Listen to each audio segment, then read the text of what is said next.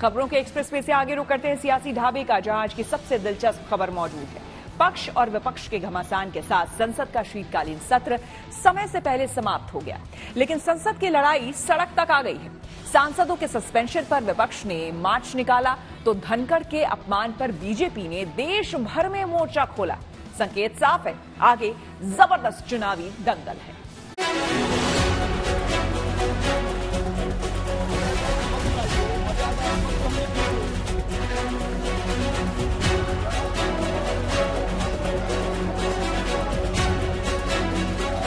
सदन के मुखिया है, वो भी नहीं चाहते कि सदन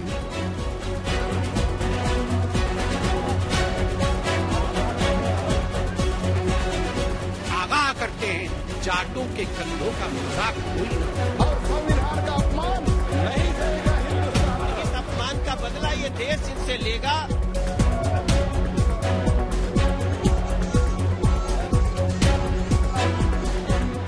एक तरफ विपक्ष है, दूसरी ओर बीजेपी।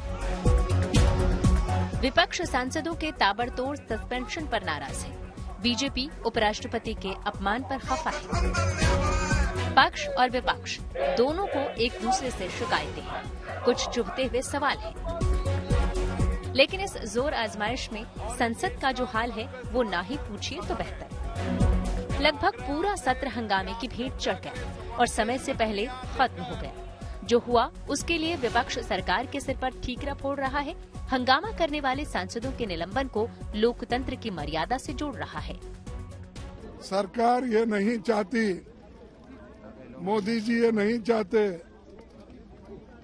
और सदन के मुखिया है, वो भी नहीं चाहते कि सदन चले।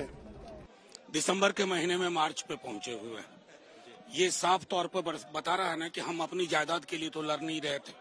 हम कह रहे थे कि संसद, आप बाहर जाते हो कहते हो mother of democracy. Modi ji आपने माँ को बीमार किया और माँ को मार रहे हैं। संसद से लेकर विजय चौक तक विपक्ष का ये मार्च विरोध के लिए है। देखा जाए तो ये चुनावी दंगल में जाने से पहले का रिहर्सल भी है। कांग्रेस के साथ तमाम सहयोगी पार्टियों ने कदम ताल करके अपनी एकता और मकसद का जैसे ऐलान कर दिया। सदन में इससे कुछ हुआ नहीं, जो हुआ TV9 थोड़ा नीचे, TV9 वो देश के इतिहास में आज तक पहले कभी हुआ नहीं।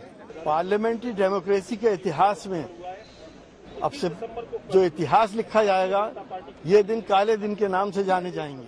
इतना इम्पोर्टेंट इशू को डिफ्यूज करना चाह रहे हैं गृह मंत्री जी। अगर 10 मिनट के लिए आ जाते तो क्या परेशानी थी, ये ईगो क्या है?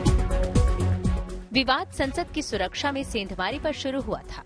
देखते ही देखते फोकस सांसदों के सस्पेंशन पर चला गया।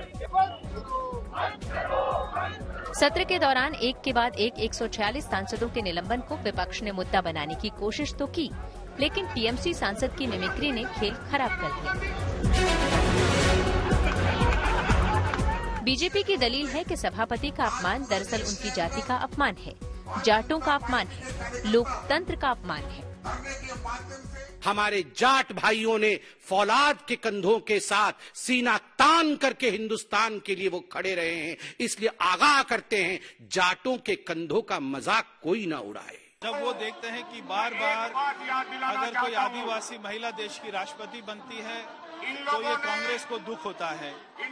अगर कोई चाय बेचने वाला परिवार का आदमी देश का प्रधानमंत्री बनता है तो इनसे हजम नहीं होता। अगर देश में किसान का बेटा उपराष्ट्रपति बनता है तो इनसे हजम नहीं होता। विपक्ष ने संसद के पास प्रदर्शन किया। बीजेपी ने अपमान का मुद्दा देश भर में उठा दिया। दिल्ली में जंतर मंतर पर जमकर विरोध हुआ, नारेबाजी हुई। राहुल, कांग्रेस और विपक्ष पर हमला हुआ। कांग्रेस के लिए उपराष्ट्रपति पद का अपमान मुद्दा नहीं हो सकता है, लेकिन हमारे लिए और देश के लोगों के लिए है। जगदीप धनखड़ जी इस देश के उपराष्ट्रपति हैं, उनका आप लोग मखौल उड़ाते हैं। दिलचस्प बात यह है कि पक्ष और विपक्ष दोनों लोकतंत्र की दुहाई दे रहे हैं। दोनों तरफ से लोकतंत्र के मंदिर यानी संसद और संसदीय परंपरा का जिक्र है, पर असल में अपने अपने एजेंडे की फिक्र है, क्योंकि सामने चुनाव है जिसमें वोट खींचने वाले मुद्दों की दरकार है। Bureau report, good news today.